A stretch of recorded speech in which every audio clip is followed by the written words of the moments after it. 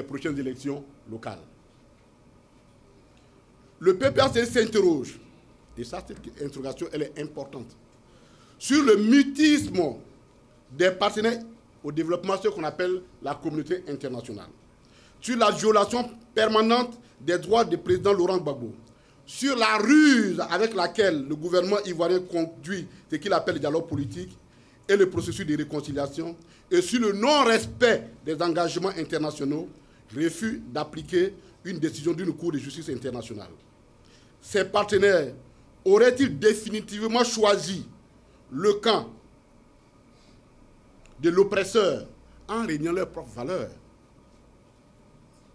Dans un contexte international, écoutez bien cette phrase, pour ceux qui comprennent le français, dans un contexte international aussi volatile et en pleine mutation, quel message le PPACI doit-il comprendre de cette attitude à tout le moins complaisante des 10 partenaires vis-à-vis du régime ivoirien?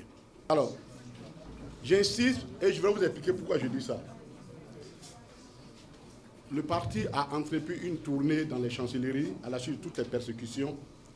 Et cette tournée est menée par le président exécutif, moi, et puis un autre camarade. Toutes les chancelleries occidentales que nous avons rencontrées, quand on leur explique nos problèmes, ils disent oui, on a bien compris, il n'y a pas de problème. Mais quelles sont vos positions par rapport à la guerre de la Russie et de l'Ukraine? C'est ça qu'ils nous posent comme question. Alors j'ai fini par leur dire, au lieu de vous interroger, et on va leur la même réponse qu'on va leur donner ici, au lieu de vous interroger sur l'attitude que le PPACI a vis-à-vis de la guerre entre la Russie et l'Ukraine, interrogez-vous sur la nature des rapports que vous entretenez avec le PPACI. Parce que c'est ça qui est l'élément déterminant. C'est ça qui est l'élément déterminant. Parce que si vous vous interrogez, c'est que vous avez des craintes. Si vous avez des craintes, interrogez-vous pourquoi vous avez des craintes. Alors, on ne peut pas être dans un pays, s'appeler la France, s'appeler la Grande-Bretagne, s'appeler les États-Unis, s'appeler le Canada, s'appeler l'Italie, s'appeler la Suisse, dont vous vantez l'excellence de la démocratie, de la liberté, et fermer les yeux, chuchoter un régime qui est totalement aux antipodes de vos valeurs. Il y a anguille sous roche. Et c'est généralement les anguilles sous roche qui secouent mal. Les anguilles, c'est un poisson qui secoue. Et comme c'est sous la roche, quand tu ne fais pas attention, ça secoue.